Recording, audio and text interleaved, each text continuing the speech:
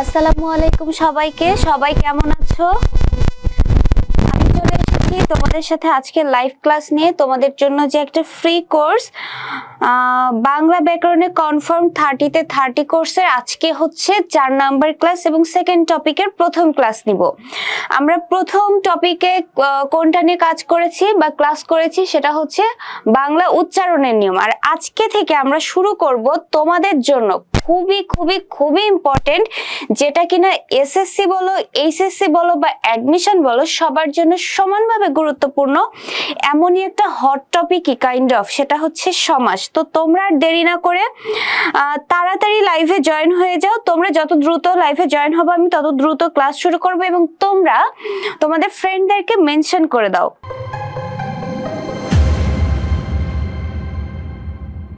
তো দেখো আজকের ক্লাসের টপিক হচ্ছে সমাস, যেটা আমাদের সবার জন্য একদম ইকুয়ালি গুরুত্বপূর্ণ। তো আমরা দেরি না করে আমাদের ক্লাসে চলে যাই।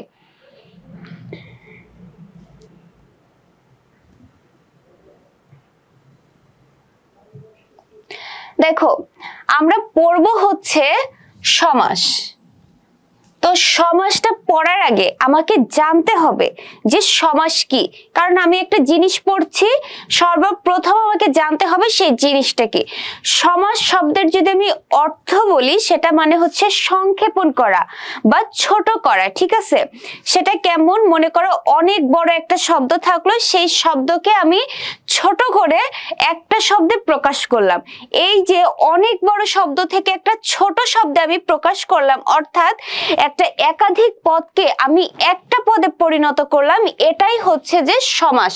এই সমাসের যদি আমি সংজ্ঞাটা দেখি, দেখো এই কথাই বলছে যে দুই বা ততোধিক পদকে এক পদে পরিণত করাকে, ঠিক আছে, এক পদে পরিণত করাকে, অর্থাৎ দুই বা ততোধিক একের অধিক পদকে একটা পদে যদি আমি পরিণত করি, সেটাই হচ্ছে সমাস।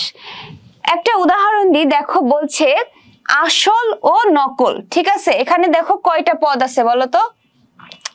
আসল একটা পদ, ও একটা পদ, নকল একটা পদ। এই যে তিনটা পদকে আমি কি করলাম, একটা পদে পরিণত করলাম, একটা পদ, ঠিক আছে? তোমরা কিন্তু আসল নকল এটা দেখে দুইটা ভেবো না। এই দেখো মাঝখানে হাইফেন দিয়ে কি হয়েছে, এটাকে কানেক্ট করা হয়েছে, মানে এটা কিন্তু একটা পদ, তোমাকে মনে রাখতে হবে। তিনটা পদ থেকে দেখো আমি একটা পদে পরিণত করলাম, মানে কি একের অধিক পদকে আমি যে এক পদে পরিণত করে ফেললাম, এটাই হচ্ছে সমাস। তাহলে কি হলো দেখো, এই যে আসল নকলকে আমি কি করলাম, একটা পদে আসল নকল পরিণত করে ফেললাম, এটাই হচ্ছে সমাস। সমাস কিন্তু অনেক কঠিন লাগে। কেন কঠিন লাগে বলো তো? আমরা ঠিক মতো বুঝি না, অথবা আমরা ভালোভাবে প্র্যাকটিস করি না। সমাস কিন্তু তোমাকে একদম ভালোভাবে জানতে হবে, এবং সমাসের কনসেপ্ট তোমার একদমই ক্লিয়ার হতে হবে, কারণ তোমার অ্যাডমিশন টেস্ট পর্যন্তই সমাস কাজে লাগবে। এখন তোমার অবশ্যই এটার কনসেপ্ট ক্লিয়ার হতে হবে, তার জন্য তোমাকে ভালোভাবে বুঝতে হবে এবং কি করতে হবে বলো তো, বেশি বেশি প্র্যাকটিস করতে হবে। তোমরা কিন্তু একদম মাইন্ড সেট করে বসো যে ক্লাসটি আজকে একদম পুরোপুরি আমরা বুঝবো, একটা কথাও যেন কোনোভাবে এদিক ওদিক না যায়, ঠিক আছে? আচ্ছা দেখো, গোলাম রাবি বলছে আমার কাছে বাংলা দ্বিতীয় পত্রের কঠিন টপিক হচ্ছে সমাস। আজকে ক্লাসটা এমন ভাবে নিব আর কঠিন লাগবে না ইনশাল্লাহ, আমি বলে দিতে পারি।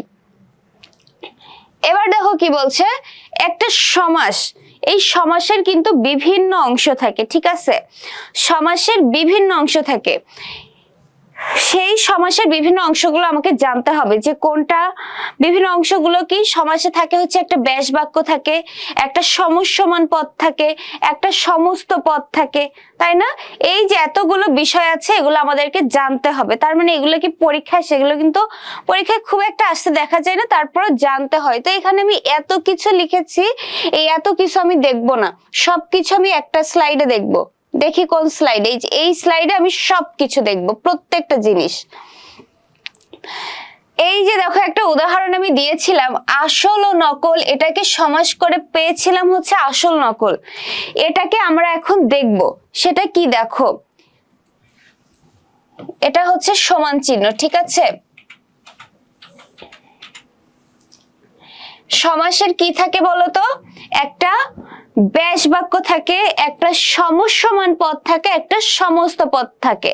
খাতায় কিন্তু তোমরা নোট ডাউন করবে, একদম ভুলবা না কিন্তু, সবাই নোট ডাউন করবা। একটা সমস্যমান পদ থাকে, একটা সমস্ত পদ থাকে। সমস্যমান পদ কোনটা? এই যে মাঝে যে সমান চিহ্ন না, সমান চিহ্নের এই যে বায়ের অংশ, সমান চিহ্নের বাম পাশের অংশটা হচ্ছে সমস্যমান পদ।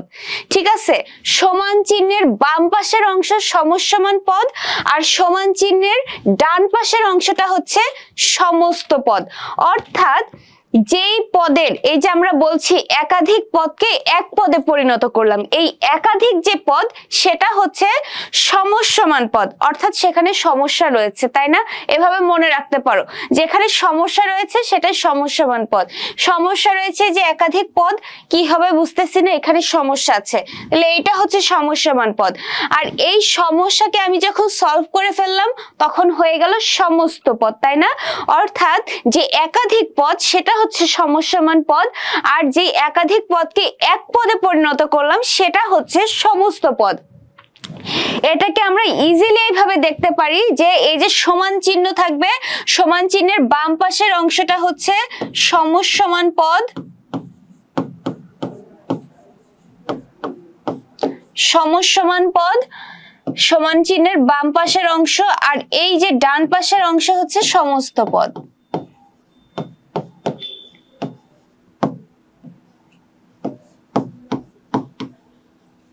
ঠিক আছে, দেখো সমান, আমি বারবার একটা কথা কেন বলি বলতো, বারবার বলছি যাতে কোনোভাবেই একটা জিনিস তুমি স্কিপ করে না ফেলো, তাইলে একদম ভুলবা না কিন্তু। সমান চিহ্নের বাম পাশের অংশ সমস্যমান পদ, ডান পাশের অংশ সমস্ত পদ।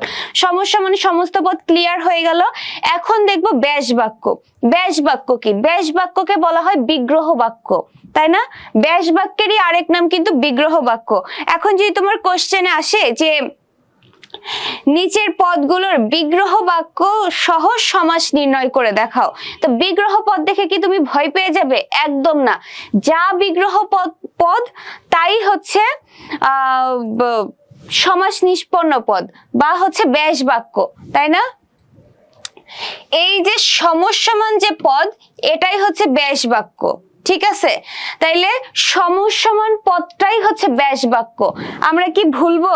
তোমরা কি সবাই সমস্যমান পদ, সমস্ত পদ আর হচ্ছে ব্যাস বাক্য ক্লিয়ার? এই পর্যন্ত ক্লিয়ার কিনা আমাকে জানাও। মোটামুটি না, তোমরা সবাই ক্লিয়ার, কারণ তোমরা অনেক লক্ষ্মী ছানা, তো লক্ষ্মী ছানারা বোঝা যায় সহজে, তোমরা আসলে লক্ষ্মী ছানা। এ পর্যন্ত যদি তোমরা ক্লিয়ার। ও আরেকটা ব্যাপার আছে, পূর্বপদ আর পরপদ, সেটা কি দেখো, এই যে আসল নকল না, দেখো এই বাক্যটা আলাদা আলাদা করে লিখেছে। এই যে সমান চিহ্ন, সমান চিহ্নের বাম পাশের অংশ সমস্যমান পদ, আর এই সমস্যমান পদকেই বলা হয় ব্যাস বাক্য। সমান চিহ্নের ডান পাশের অংশকে বলা হয় সমস্ত পদ। এবার এই সমস্ত পদের প্রথম অংশকে, সমস্ত পদের প্রথম অংশকে বলা হয় পূর্বপদ, আর সমস্ত পদের পরের অংশকে বলা হয় পরপদ। ঠিক আছে, পূর্বপদ পরপদ ক্লিয়ার? সমস্ত পদের প্রথম অংশ হচ্ছে পূর্বপদ, আর সমস্ত পদের পরের অংশ হচ্ছে পরপদ।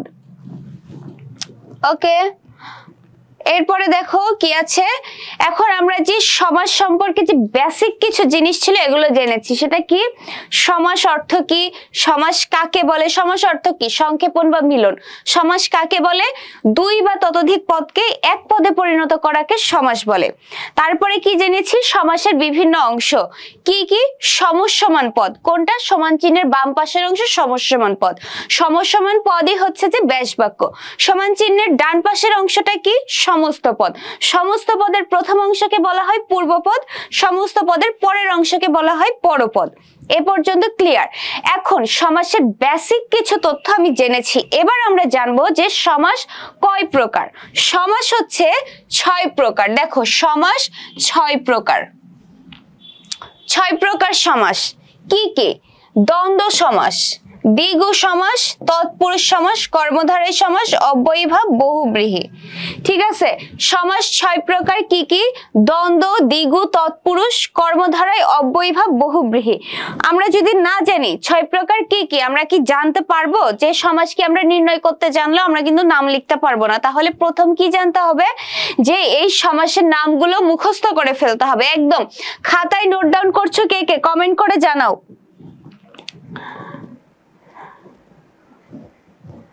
খাতায় ক্লাস নিচ্ছ কে কে? প্রথম কমেন্ট করে জানাও। নাহিদ হাসান বলছে আপনি কি প্রথম ক্লাস নিচ্ছেন? না ভাইয়া, আমি প্রথম ক্লাস নিচ্ছি না। তাহলে কি এই যে 6 প্রকার পদ, এটা কিন্তু আমাদেরকে একদম টানা মুখস্থ থাকতে হবে। কি কি? দ্বন্দ্ব, দ্বিগু, তৎপুরুষ, কর্মধারায়, অব্যয়ীভাব, বহুব্রীহি। এখন আমরা জানবো এইগুলোর মধ্যে ডিটেলস এখন আমরা আলোচনা করব। ঠিক আছে, আমি কিন্তু প্রথম দিকে খুব একটা সময় দিলাম না, তোমাদের প্রবলেম গুলাও নিলাম না। তার কারণ কি? আমরা একদম ডিটেলস আলোচনা করব, যে মেইন জিনিসগুলো এইগুলো আমরা ডিটেলস আলোচনা করব, কারণ এখান থেকে আমাদের কোশ্চেন বেশি আসে।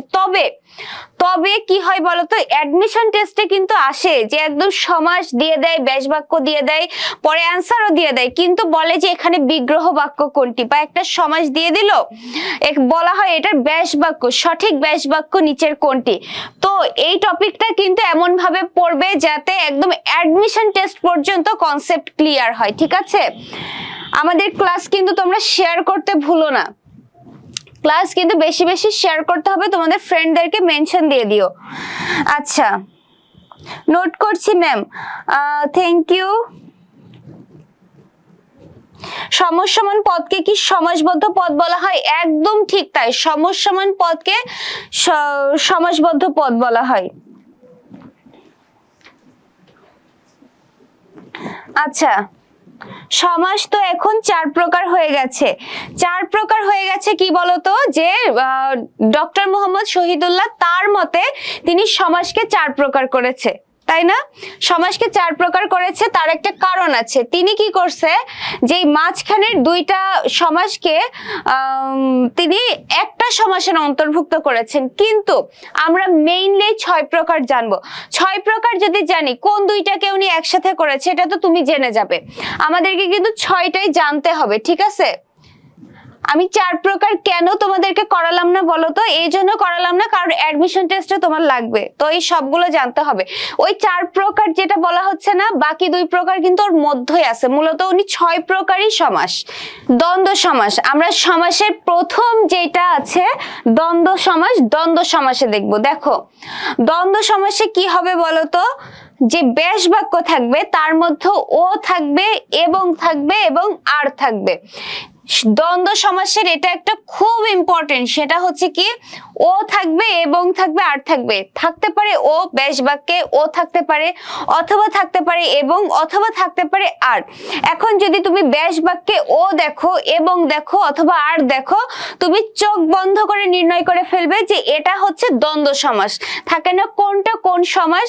তাহলে ব্যাস বাক্যে যদি তুমি ও এবং আর দেখো, তাহলে তুমি একদম ঝটপট দিয়ে দিবে এটা দ্বন্দ্ব সমাস।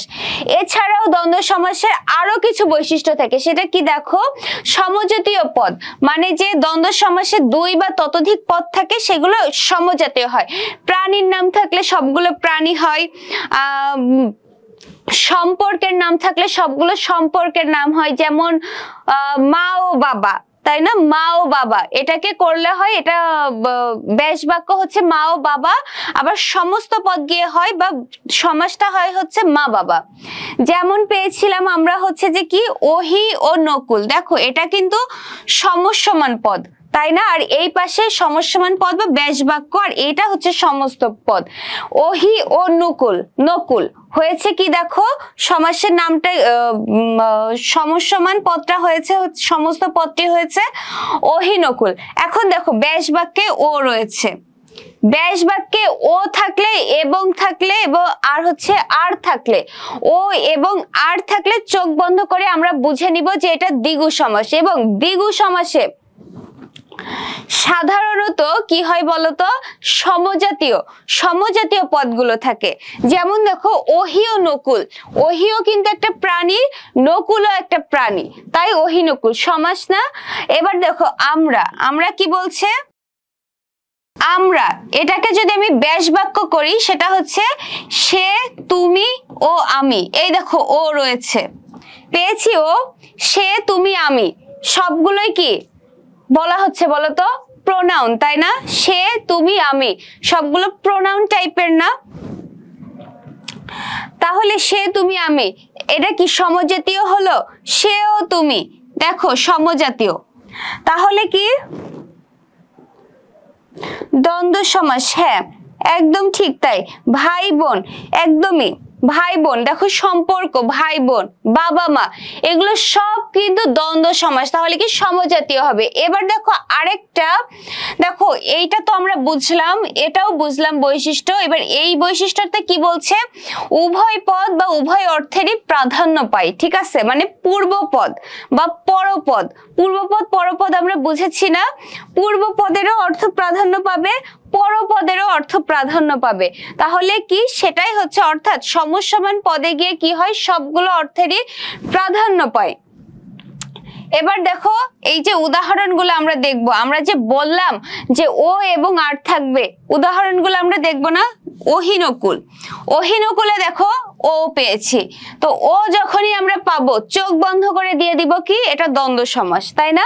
তার কারণ কি, এখানে বলেছি ও এবং আর থাকবে। আবার দেখো ওহি আর নকুল দুইটাই সমজাতীয়। আবার বলছে দেখো যে উভয় পদেরই অর্থ প্রাধান্য থেকে, অর্থাৎ পূর্বপদ। পূর্বপদ কোনটা, দেখো ওহি, ওহি হচ্ছে পূর্বপদ, অর্থাৎ কি বলেছিলাম, সমস্ত পদের প্রথম অংশকে বলা হয়, সমস্ত পদের প্রথম অংশকে বলা হয় হচ্ছে পূর্বপদ, পরের অংশকে বলা হয় পরপদ। এখানে দেখো ওহি হচ্ছে পূর্বপদ, নকুল হচ্ছে পরপদ, দুইটারই প্রাধান্য পেয়েছে। দেখো ওহিও প্রাধান্য পেয়েছে, নকুলও প্রাধান্য পেয়েছে, তাহলে এটা কি উভয় পদ প্রধান। দ্বন্দ্ব সমাসের একটা বৈশিষ্ট্য কি, উভয় পদ প্রধান। আবার আর একটা বৈশিষ্ট্য কি, ও থাকবে এবং থাকবে আর থাকবে। তাহলে আমরা কি অহিনকুল বুঝেছি। এবার দেখো আমরা, আমরাকে যদি আমরা ব্যাস বাক্য করি, সে, তুমি ও আমি, দেখো এই যে সে, তুমি, আমি, এই ব্যাস বাক্য থেকে আমরা এই যে এইটা পাবো কিভাবে, এটা পাবো এভাবে, শেষ পদ অনুসারে। শেষ পদ অনুসারে আমরা হচ্ছে সমসমান পদটি, সমস্ত পদটি পাবো। যদি এখানে থাকতো সে, আমি ও তুমি, তাহলে কি হতো বলতো, আমি এই যে বললাম যে সে, তুমিও, আমি, এখানে শেষ পদ অনুসারে সমস্ত পদটি হয়েছে, কারণ কি লাস্টে আছে আমি, এই অনুসারে সমস্ত পদটি হয়েছে আমরা। যদি এখানে থাকতো সে, আমি ও তুমি, তাহলে এখানে সমস্ত পদটি হতো তোমরা, কারণ তুমিটা লাস্টে আছে, তাই না? আচ্ছা এরপরে দেখো কি বলছে, তোমরা, সে ও তুমি, দেখো তুমি লাস্টে আছে, এজন্য বলা হয়েছে তোমরা। এখন যদি এখানে থাকতো সে ও আমি, তাহলে কি হতো, সে ও আমি। ভারত পাকিস্তান, এটা কি দ্বন্দ্ব সমাস? অবশ্যই দ্বন্দ্ব সমাস। এই যে তোমাদের মাথা থেকে এই যে এক্সেপশনাল উদাহরণগুলো বের হচ্ছে, তার মানে কি বলতো, এটা কিন্তু আমি একদম ফানি ভাবে নিব না। ফানি ভাবে কেন নিব না, কারণ তুমি বুঝতে পারছো ব্যাপারটা, এই জন্যই কিন্তু এই উদাহরণটা তুমি দিতে পেরেছো।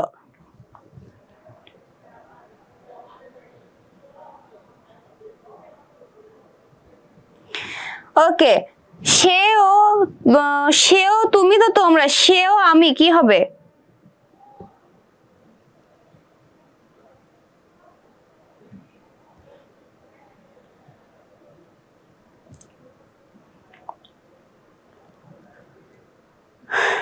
আমরা, তাই না? ঋষি রয়, আমরা।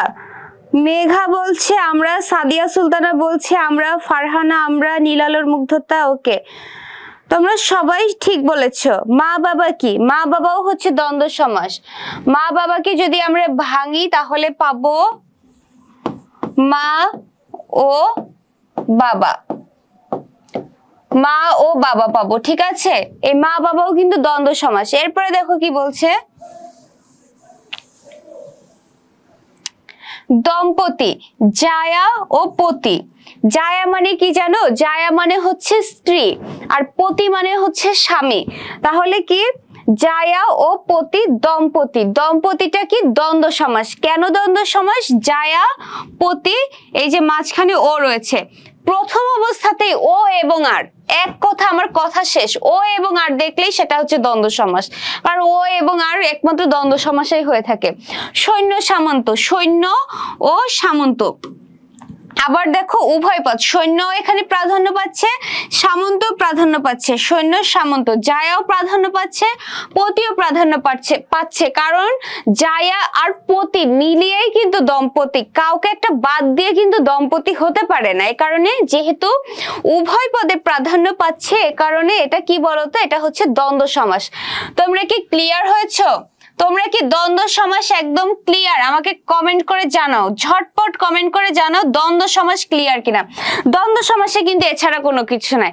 দ্বন্দ্ব সমাসে এত বেশি আমাদের বই খাতাগুলোতে পেঁচাই যে আমরা দেখে ভয় পেয়ে যাই। দ্বন্দ্ব সমাস কিন্তু মূলত এটাই যে ও এবং আর দেখলে সেটা হচ্ছে দ্বন্দ্ব সমাস, এবং দ্বন্দ্ব সমাসে উভয় পদ প্রধান হয়। ম্যাক্সিমাম ক্ষেত্রে দেখা যায় কি দুইটাই পদেই সাধারণত থাকে, তাই না?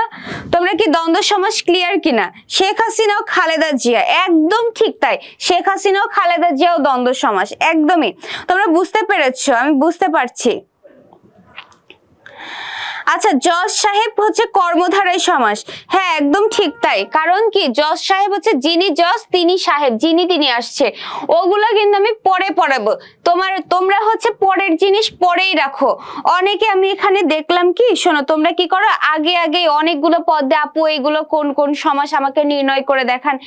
এইটা আমরা করব না ভাই আপুরা, ঠিক আছে? আমরা কি করব জানো তো, যেইটা পড়াবো সেই রিলেটেড কোশ্চেন থাকলে করবা, তাইলে এটাই তোমাদেরকে ক্লিয়ার হতে থাকবে। আমি যদি একটার থেকে আরেকটাই চলে যাই, আমারও কনসেন্ট্রেশন নষ্ট হয়ে যাবে। তোমরা যারা এখানে প্রথম জানছো বা প্রথম বুঝতে আসছো, তোমরাও কনফিউজড হয়ে যাবে যে কিসের মধ্যে কি, তাই না?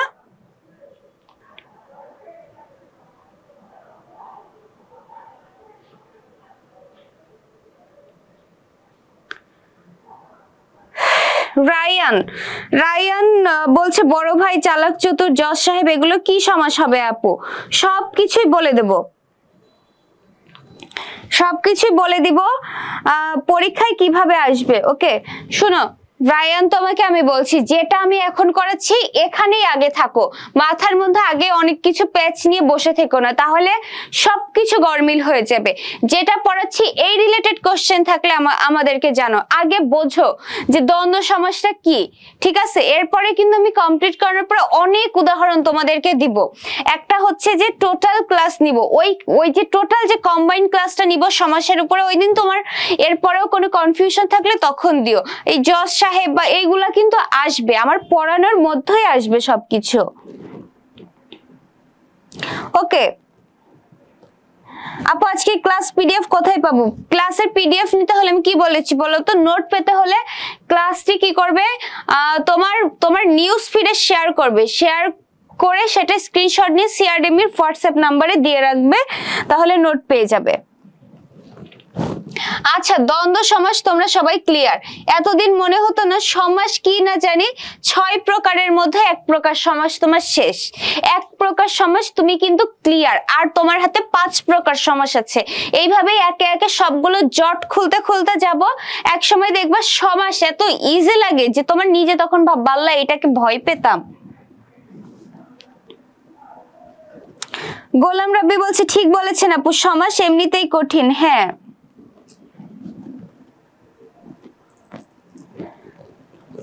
আচ্ছা শোনো, এবার হচ্ছে যে আমরা সেকেন্ড যে টাইপ সেটাতে যাই, সেটা হচ্ছে দ্বিগু সমাস। দ্বন্দ্ব সমাস কিন্তু ক্লিয়ার, এবার আসছে হচ্ছে দ্বিগু সমাস। দেখো দ্বিগু সমাস চিনব কিভাবে?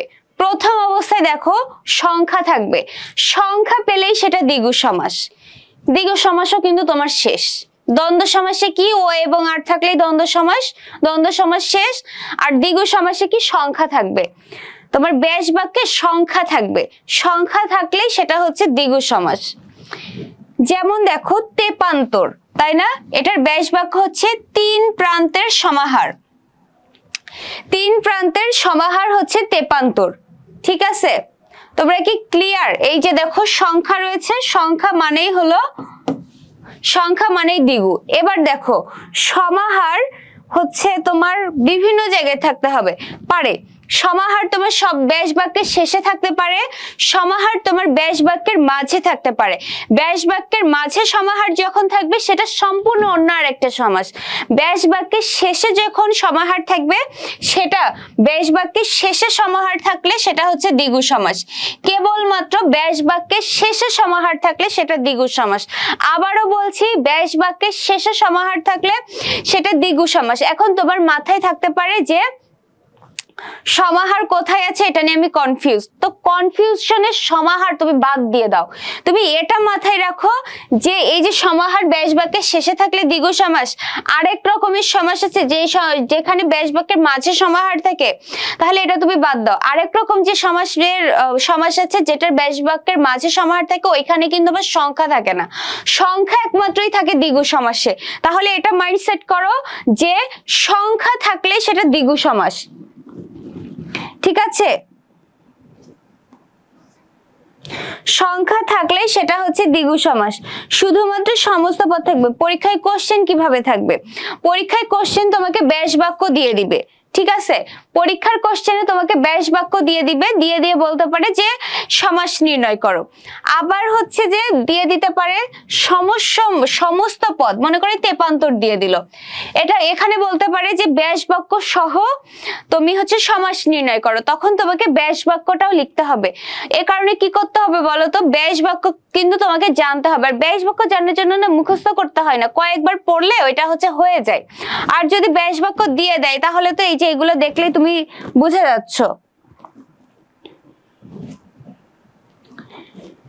এখন দেখো দ্বিগু সমাস কি?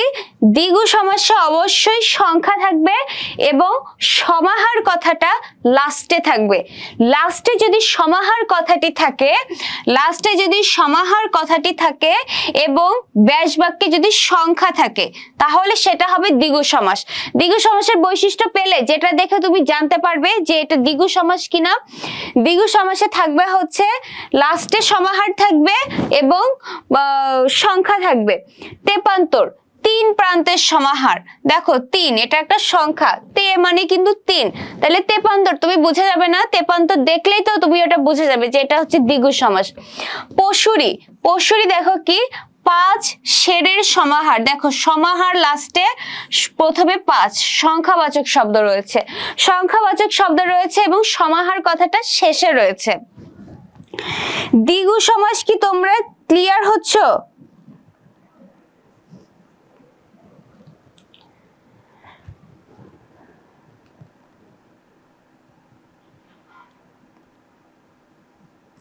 আচ্ছা, সিআরডিবির হোয়াটসঅ্যাপ গ্রুপে জয়েন হব কি করে? সিআরডিবির নাম্বারে মেসেজ দাও, তোমাকে জয়েন করিয়ে নিবে। পশুরি কি? পাঁচ শেরের সমাহার, তাহলে সংখ্যা রয়েছে প্রথমে, সমাহার কথাটি আছে শেষে। পঞ্চবটি, পঞ্চবটি কি? পঞ্চ, পঞ্চ মানে হচ্ছে পাঁচ, এখানে পঞ্চও থাকতে পারে পাঁচও থাকতে পারে। পঞ্চবটের সমাহার অথবা পাঁচ বটের সমাহার। পাঁচ কথাটি রয়েছে একটা সংখ্যাবাচক শব্দ, আবার সমাহার কথাটি শেষে রয়েছে, তার মানে বৈশিষ্ট্য একদম 100-এ 100 মিলে যাচ্ছে কিসের সাথে? দ্বিগু সমাসের সাথে। ষড়ঋতু, ছয় ঋতু, ষড় বা ছয় ঋতুর সমাহার।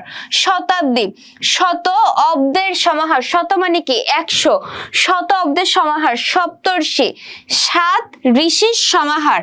তারপরে কি? সেতারা, সে মানে হচ্ছে তিন, সে বা তিন তারের সমাহার। দ্বিগু সমাস কি তোমরা ক্লিয়ার? দ্বিগু সমাসে না এইটুকুই, বিশ্বাস করো তোমরা একদমই কিন্তু পেঁচিয়ে ফেলবে না জিনিসটাকে, এবং এই সমাস মাথা থেকে প্রথম ডিলিট করো। এই শব্দটা যে সমাস একটা কঠিন চ্যাপ্টার, এই কথাটাকে তুমি ডিলিট করে ফেলো। ফেলে কি সমাস একটা সহজ বিষয়, এইটাকে বোঝার জন্য তুমি একদম মাইন্ড সেট করে বসো। এবার দেখো সমাস যে 6 প্রকার আছে তার মধ্যে কিন্তু 2 প্রকার সমাস তোমার অলরেডি শেষ। দ্বিগু সমাসের বাইরে কিছুই নাই, কিছুই নাই একদম। আর তোমাদেরকে আমি আরো নোট দিয়ে দিব, ওইগুলো পড়লে ইনশাল্লাহ তোমরা সব কমন পেয়ে যাবে, একটা ওর বাইরে থেকে আসবে না। ঠিক আছে, এটা বলে দেওয়া যায়। তোমরা কি তাহলে দ্বিগু সমাস ক্লিয়ার? দ্বিগু সমাসে কি থাকবে? প্রথমেই থাকবে সংখ্যাবাচক এবং শেষে সমাহার থাকবে।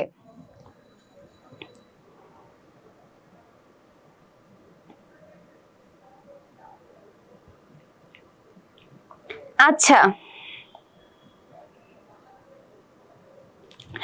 রাবে ইসলাম বলছি ক্লিয়ার, সাব্বির হোসেন বলছি ক্লিয়ার, জিসান শিকদার বলছি কি করব বলেন, আমি বুঝতে পারলাম না কোশ্চেনটা।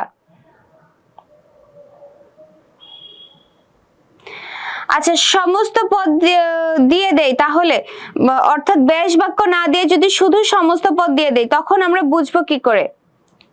ওকে, চৌরাস্তা গোলাম রাব্বি বলছে একদম ঠিক তাই।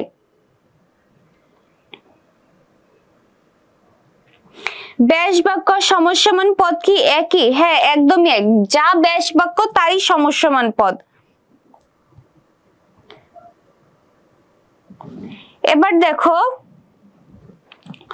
যদি না দিয়ে দেয়, ঠিক আছে, যদি না দিয়ে দেয় ব্যাস বাক্য, তখন তুমি বুঝবে কিভাবে এটা কোন সমাস।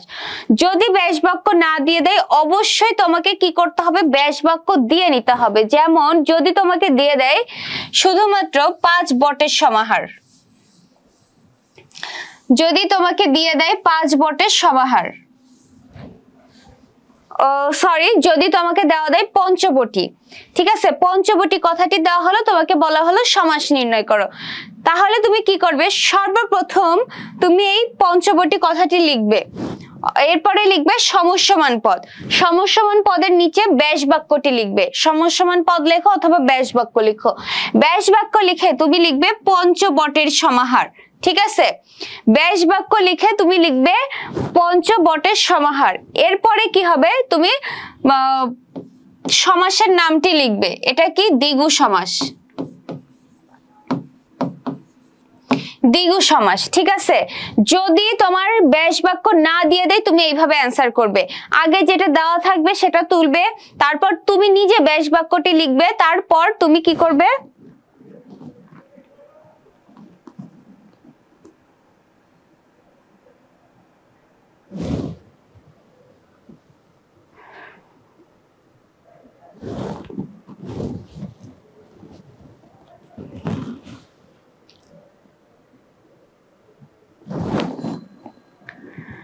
প্রথমে হচ্ছে তুমি পদটি লিখবে, তারপরে তুমি ব্যাস বাক্য লিখবে এবং তারপরে তুমি সমাস নির্ণয় করবে। এখন দেখো, এমন অনেক হয় যে একটা সেম জিনিস কি হয়, সংখ্যাও থাকছে বা অন্যটাও থাকছে, সেটা একই সাথে, এই যে বারবার একটা কোশ্চেন আসছে বহুব্রীহি, বহুব্রীহি যখন আমি তোমাকে পড়াবো, বহুব্রীহি সমাসটা যখন তোমার কাছে আসবে তখন কি হবে? তুমি এই বহুব্রীহি আর দ্বিগু সমাস দুইটার কনসেপ্ট ক্লিয়ার হয়ে যাবে। আমি এখনই বহুব্রীহি নিয়ে আলোচনা করতে চাই না, তার কারণটা কি? তোমরা দুইটা গুলিয়ে ফেলবে, ঠিক আছে, আমি বহুব্রীহিটাও করাবো।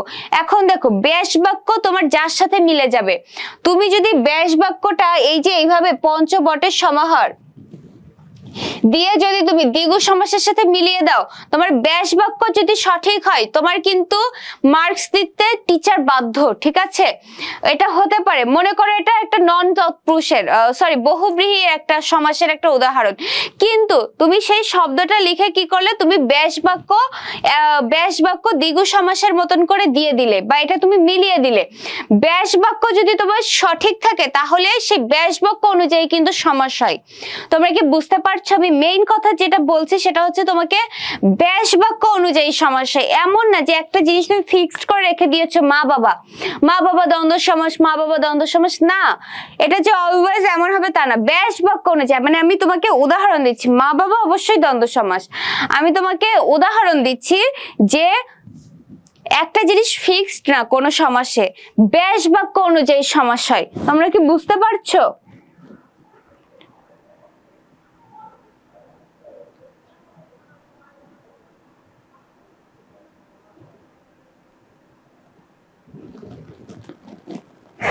আচ্ছা,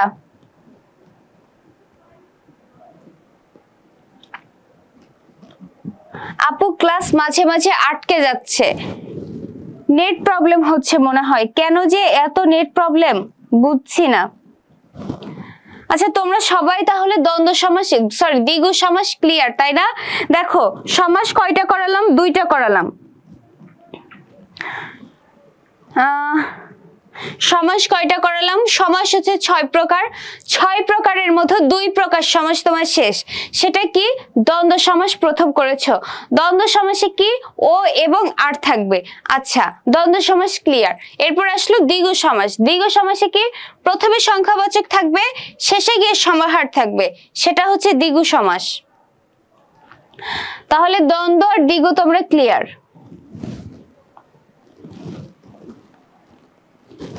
রাবে ইসলাম বলছে মাথায় যাচ্ছে না কিছু, কেন কেন মাথায় কিচ্ছু যাবে না? কোথায় বুঝতে পারছো না? দেখো সমাজ যে একটা কঠিন চ্যাপ্টার, এই বিষয়টাকে আগে ডিলিট করো তো তোমরা, যেটা বুঝাচ্ছে সেটা বুঝো, সব ক্লিয়ার হয়ে যাবে, ঠিক আছে?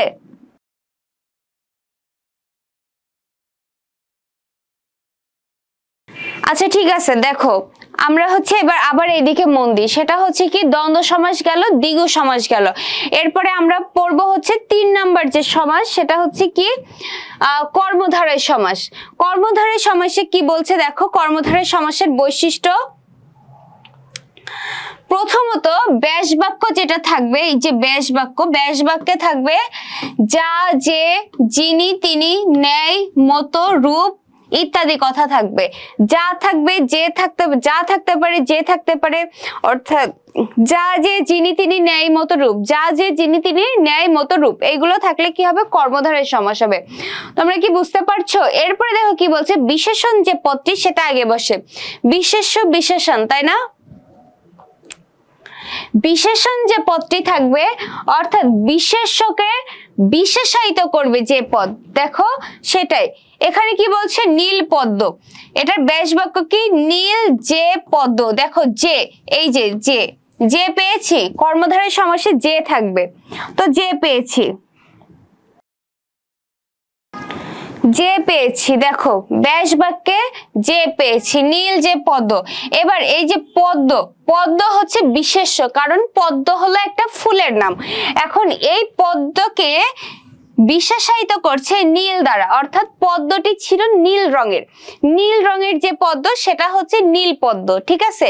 নীল রঙের পদ্ম। তাইলে কি এই যে বিশেষণ, নীলটাকে বিশেষণ, কারণ বিশেষ্যকে বিশেষায়িত করা হলো নীল রং দ্বারা, তাই না?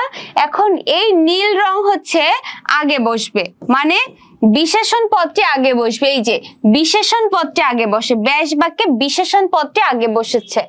এরপরে দেখো ব্যাস বাক্যে থাকবে যা, যে, যিনি, তিনি, ন্যায়, মতো, রূপ, এগুলো থাকবে। আবার বলছে সমস্ত পদটি সাধারণত গুণ বোঝায়, ঠিক আছে? গুণ মানে কাইন্ড অফ হচ্ছে ওই যে বিশেষণ কথাটি বা বিশেষায়িত করবে, সেটা হচ্ছে আগে আসবে, ঠিক আছে? তোমরা কি বুঝতে পারছো?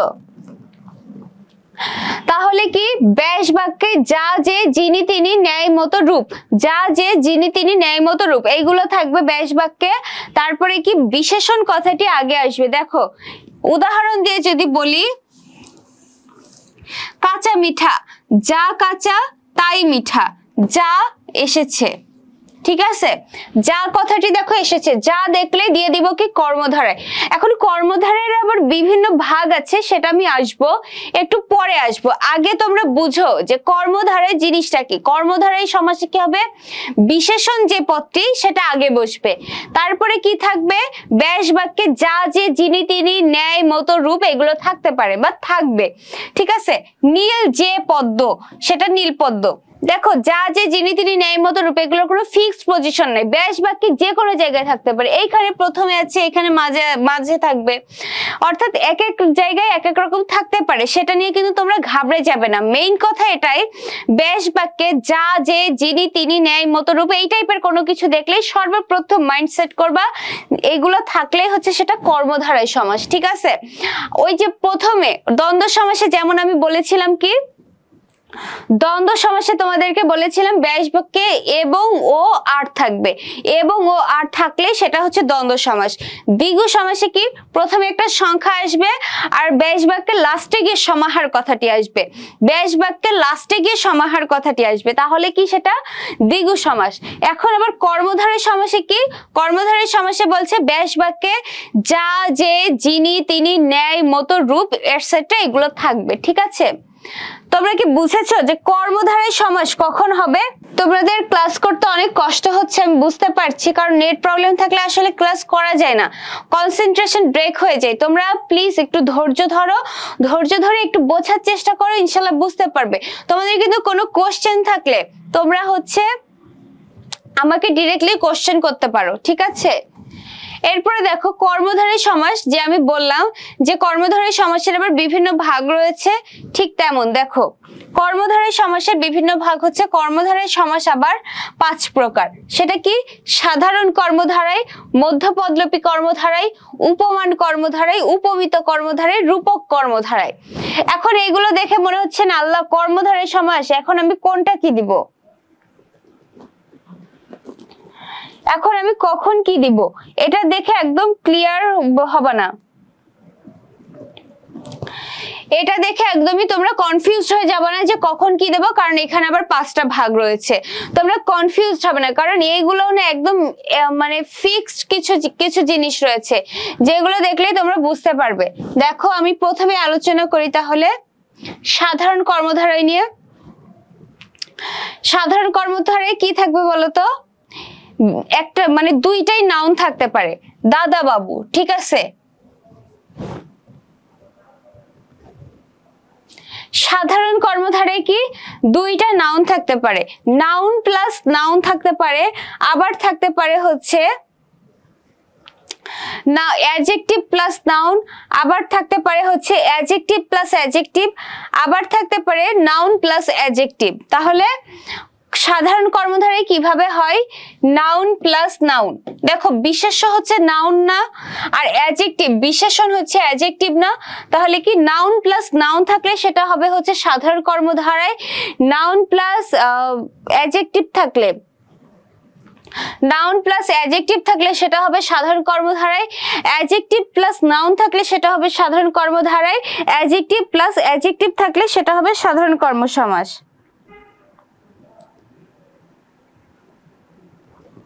ঠিক আছে, তোমরা বুঝতে পারছো দাদা বাবু কি হবে? দেখো দাদা বাবু, যিনি দাদা তিনি বাবু, ঠিক আছে? যিনি তিনি আসবে, বলেছিলাম না কর্মধারয় সমাসে কি যা, যে, যিনি, তিনি এগুলো আসবে। দেখো কর্মধারয় সমাসের যে 5টা ভাগ রয়েছে সেই ভাগগুলো যদি আমরা আলোচনা করি তাহলে কি উপমান, উপমিত, রূপক এইগুলো বাদ দিয়ে যা থাকবে সবই সাধারণ কর্মধারয়, ঠিক আছে?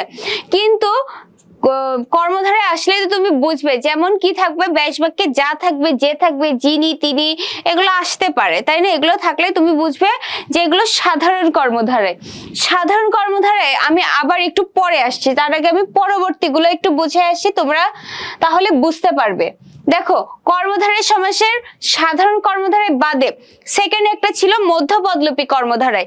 মধ্যপদলোপী কর্মধারয় মানে কি? ব্যাস বাক্যের মাঝের যে পদ সেটা বাদ যাবে, বাদ গিয়ে কি হবে পরবর্তীগুলো সব বসে যাবে। এই যে মাঝখানের পদটি যে বাদ গেল, দেখো উদাহরণ হিসেবে দেখি সিংহাসন, এটা কি? সিংহ চিহ্নিত আসন, সিংহ চিহ্নিত আসন, তাই না? এই যে সিংহাসন কি হলো? সিংহ চিহ্নিত আসন।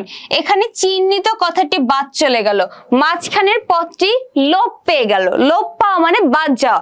এই যে মাঝখানের পদটি যে বাদ চলে গেল, এই কারণে এর নাম হচ্ছে মধ্যপদলোপী কর্মধারয়। সিংহ আর আসন থেকে গেল সিংহাসন। আবার দেখো কি বলছে? বিজয় উৎসব, এটা কি? বিজয় সূচক উৎসব, সূচক মাঝখান থেকে বাদ পড়ে গেল, ঠিক আছে? ভিক্ষান্ন, ভিক্ষা লব্ধ অন্ন, ভিক্ষা লব্ধ অন্ন হচ্ছে ভিক্ষান্ন। এই যে লব্ধ কথাটি বাদ চলে গেল আর এই দুইটা মিলে হয়ে গেল হচ্ছে ভিক্ষান্ন।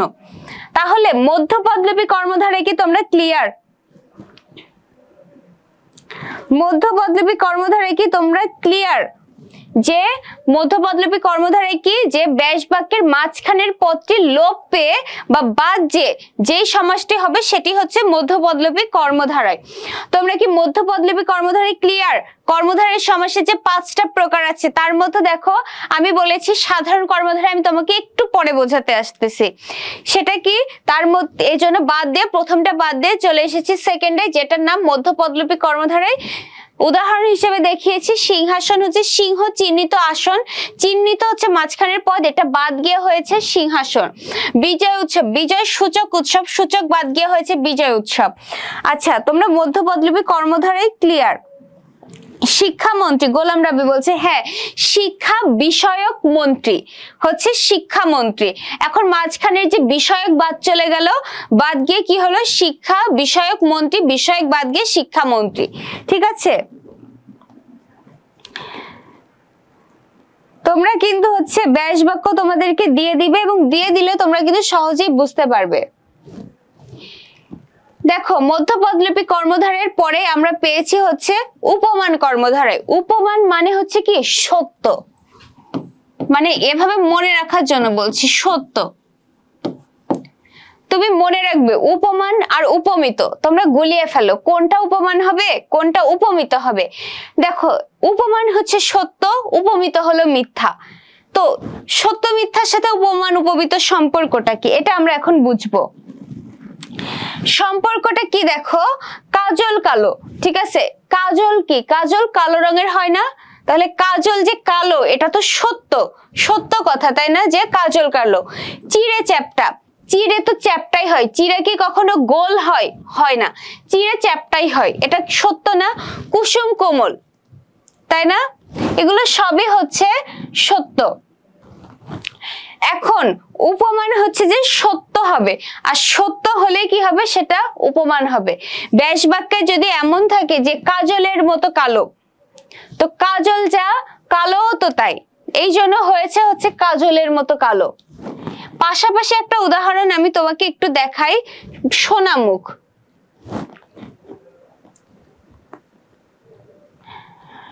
একই সাথে পাশাপাশি উদাহরণটা আমি রাখছি।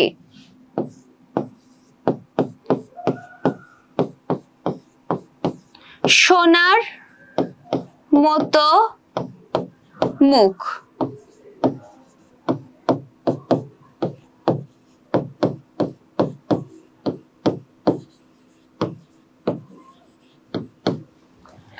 সোনার মতো মুখ,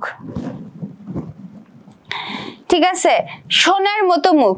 আমরা এটাকে রূপক হিসেবে মানে আমরা এটা অনুমান করি যে মুখটা সোনার মতো, কিন্তু মুখ কি কখনো সোনার মতো হয়? অরিজিনালি মুখ তো কখনো সোনার মতো হয় না, তার মানে কি এটা একটা মিথ্যা। মিথ্যা হওয়ার কারণে এটা হচ্ছে উপমিত। আর এই যে কাজলের মতো কালো, কাজলও কালো, কাজল তো আসলেই কালো, এটা একটা সত্য কথা, এই কারণে এটা হচ্ছে উপমান। তাহলে কি উপমান হচ্ছে সত্য আর উপমিত হচ্ছে মিথ্যা। তোমরা কি বুঝতে পেরেছো? উপমান কর্মধারায় ক্লিয়ার কিনা আমাকে একটু জানাও। উপমান কর্মধারায় ক্লিয়ার কিনা আমাকে একটু জানাও।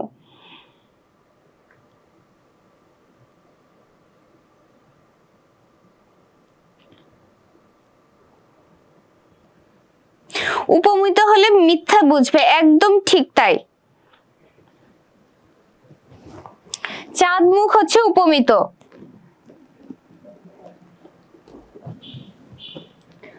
ওকে, তোমরা তাহলে উপমান ক্লিয়ার। আর উপমান করাতে গিয়েই তো আমি উপমিতটা বললাম, সেটা হচ্ছে উপমান হলে হবে মিথ্যা, উপমান হলে হবে সত্য, উপমিত হলে মিথ্যা। যেমন দেখো সোনা মুখ, সোনা মুখ সোনার ন্যায়, মুখ অরিজিনালি কখনো সোনার ন্যায় হয় না। বদন চাঁদের ন্যায়, বদন মানে কি চেহারা, চেহারা কখনো চাঁদের ন্যায় হবে? অরিজিনালি যদি চাঁদের মতো চেহারা হয় তোমার কিন্তু দেখতে ভাল লাগবে না। এগুলো কিন্তু আমরা এই যে মানুষকে একটার সাথে একটা মানে আমরা এটা উদাহরণ দিয়ে বোঝাই বা তুলনা করে বোঝাই। কথা অমৃতের ন্যায়, কথা মৃত, কথা কি কখনো অমৃত হয়? অমৃত মানে কি? অমৃত মানে যেটা খুবই ভালো লাগার একটা বিষয়।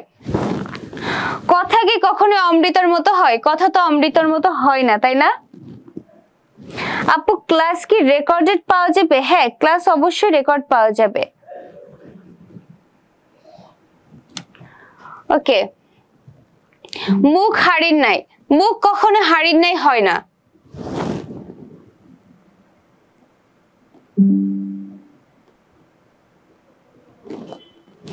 উপমান এবং উপমিত, ঋতু বলছে উপমান এবং উপমিত বুঝতে পারছি।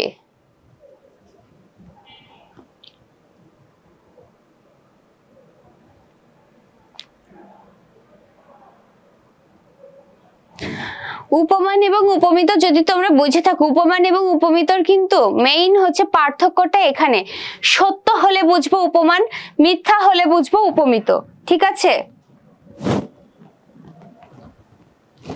আরেকটা আছে দেখো রূপক কর্মধারায়।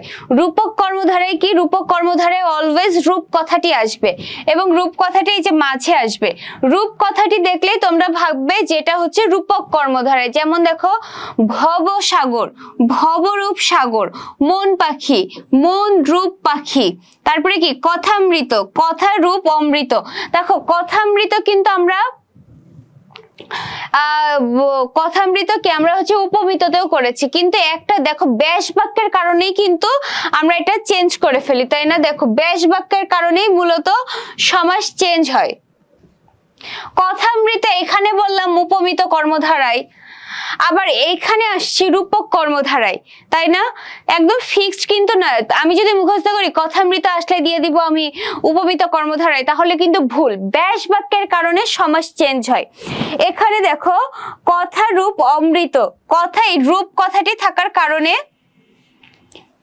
রূপ কথাটি থাকার কারণে এই যে রূপক কর্মধারায় হয়েছে।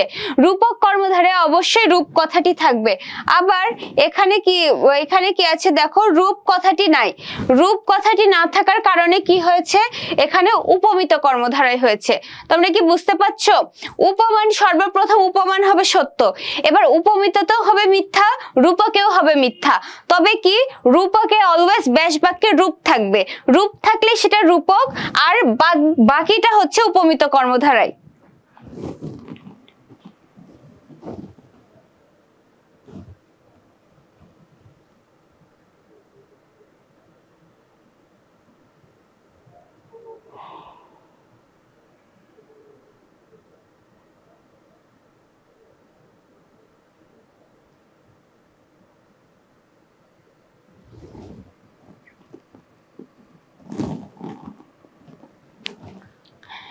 তোমরা কি উপমিত বুঝতে পেরেছো?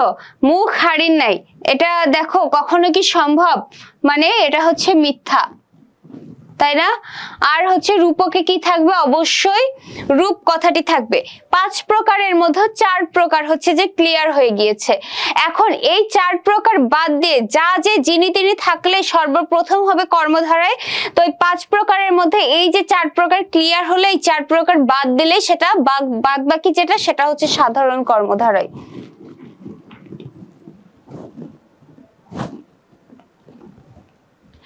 আচ্ছা, আমাদের হচ্ছে আজকে প্রচন্ড রকমের নেট প্রবলেম হচ্ছে, যেই কারণে প্রচন্ড রকমের নেট প্রবলেম হওয়ার কারণে আজকে ক্লাসটি এখানেই শেষ করছি। এমনিও ক্লাসটি কর্মধারয় সমাস পর্যন্তই আমরা রেখেছিলাম, আর বাদ বাকি 3 প্রকারের সমাস আমরা হচ্ছে নেক্সট ক্লাসে ইনশাল্লাহ আলোচনা করব। তবে কর্মধারয় সমাসে যেহেতু আজকে প্রচন্ড রকমের প্রবলেম করলো, আমরা বুঝতে পারলাম না নেট প্রবলেমের কারণে, কর্মধারয় সমাসটাও আমরা পরের দিন আলোচনা করব ইনশাল্লাহ। তো তোমরা হচ্ছে এই পর্যন্তই ক্লাসটির রেকর্ড ক্লাস দেখতে থাকো, রেকর্ড ক্লাস দেখতে থাকো। কোনো ধরনের সমস্যা হলে আমাকে জানাও। এই পর্যন্ত আজকের ক্লাস থাকলো। সবাইকে আল্লাহ হাফেজ।